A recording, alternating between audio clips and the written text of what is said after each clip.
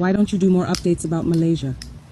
I would love to be able to talk about something substantive in terms of policies or initiatives of the Anwar Ibrahim government in Malaysia, but there's just nothing really to critique.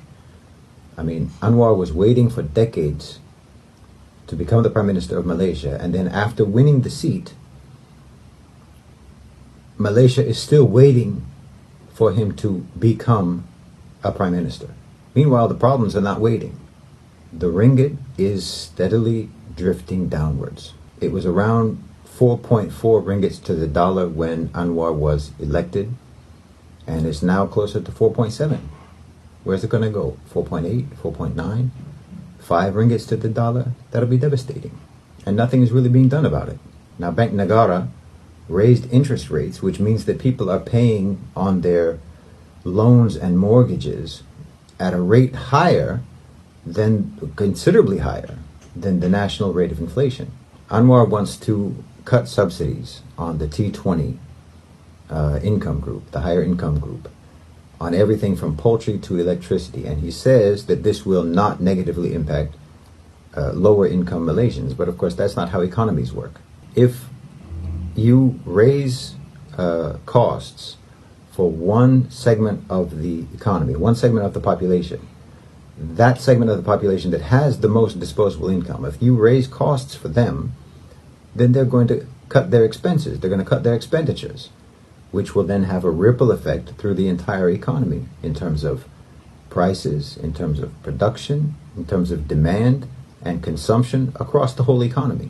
And of course, many of these people in the T20 are themselves business owners. So when they either cut their expenses or raise their prices to compensate for the higher costs that they're grappling with, obviously that's going to affect everyone in the economy, including mostly low-income Malaysians. The government just doesn't look like it has any economic plan, frankly. I mean, they keep sort of falling back on IMF recommendations, the general IMF structural adjustment program, like with the cutting of subsidies. And of course, if they follow through, if they proceed on that path, it's going to be devastating for the Malaysian economy. I mean, when he was elected, Anwar had a manifesto. He came in with a manifesto. In fact, the combined manifestos of Pakatan Harapan and BN. But now nobody seems to be adhering to either one of those manifestos. I mean, think about it. If there had been a hung election last year and no government was formed and Malaysia had operated for the last 7 months without a government, I don't really see how anything would have been different.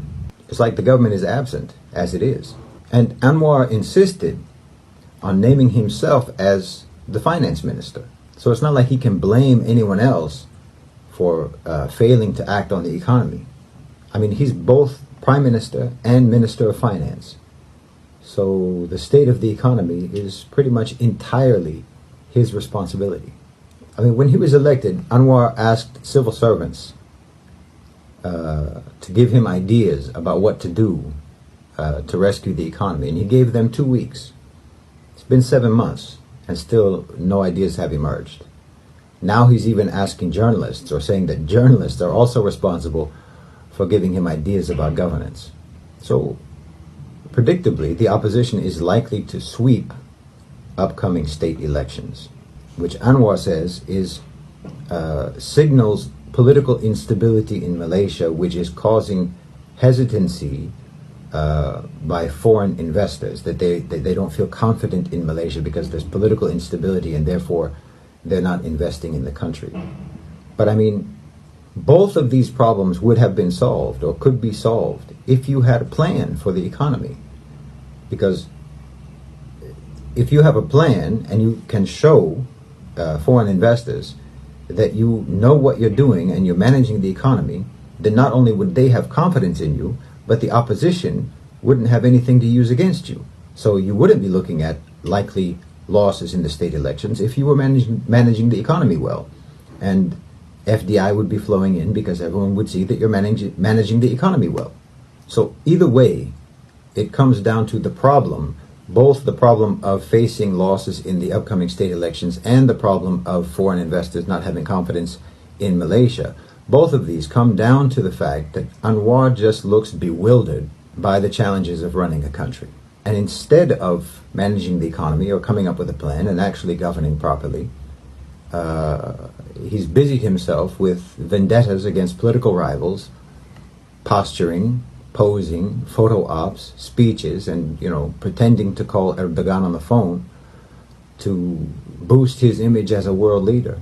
Or else he's preaching about ethnic and religious hatred as if he lives in some Malaysia in a parallel universe that is being riven by racial hatred and strife and violence, which of course isn't happening.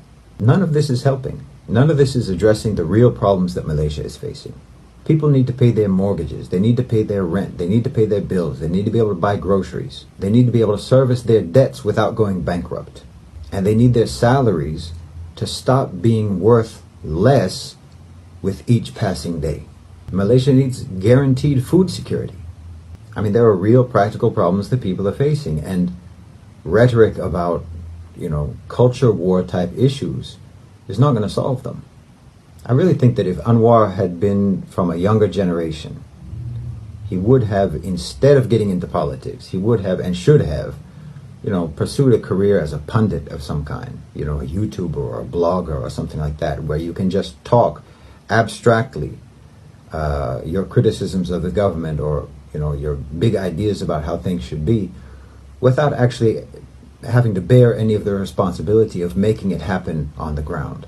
Because talking is really more his forte. I mean, for decades, Anwar Ibrahim was held up as this leader with great potential who was never given a chance to prove himself. Well, now he's been given that chance, and he is really as inactive as if he had never been elected to office. I mean, he goes on and on about fighting corruption, and surely corruption is an important issue, but ultimately, Malaysians are going to have to start asking themselves, what is more damaging for a country, corruption or incompetence? I mean, honestly, at least corrupt politicians have to be active. They have to come up with initiatives and policies and programs and projects that they can use to enrich themselves. And there's a trickle-down effect where there's some benefit for the population while they're running projects and programs and policies that they can collect graft from. There's still something going. At least there's something moving. There's some action. There's some activity. And some trickle-down benefit for the population. An incompetent politician just sort of sits there, immobile, as the problems just pile up all around them, which is what it looks like is happening with this government. I mean, I don't know, maybe Anwar's potential was eroded over the years due to being sidelined for all that time. I really don't know. Maybe at some point in his life, earlier on, he really did have that potential, and he could have been a great leader back in those days, and he could have really been everything that he has been hyped up to be. But at this moment, it looks like he was elected and he won the seat of prime minister with an empty gas tank. His tank is empty at this point. I mean, he had the will for a long time to persevere until he could become the prime minister. And now that he has become the prime minister, it just doesn't look like he really has the will to be prime minister.